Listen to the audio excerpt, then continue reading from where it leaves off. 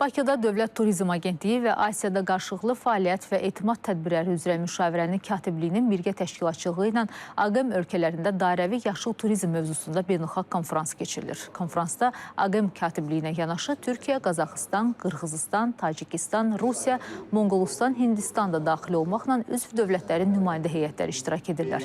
Konfrans çərçivəsində keçirilən müzakirələrdə turizm kəndlərinin yaradılması, yerli təşəbbüslərə dəstək mexanizmləri, qrant proqramları, təlim fəaliyyəti və təbiət əsaslı turizm məhsullarına investisiyalar vasitəsilə yerli icmalar üçün yeni imkanların formalaşdırılması məsələləri müzakirə olunacaq.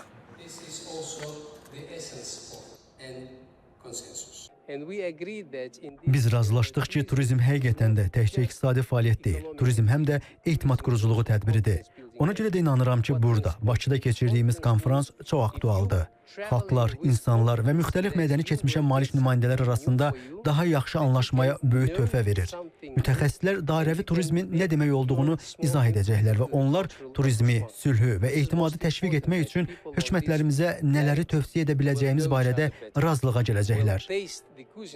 Bildiyiniz kimi, turizm müxtəlif ölkələr arasında əsas ünsiyyət vasitəsi kimi daim diqqət mərkəzindədir və bugün həmin təşkilatlar arasında olan ölkələr arasında olan münasibətlərin gücləndirilməsində də turizmin rolu bugün burada sübut olunur.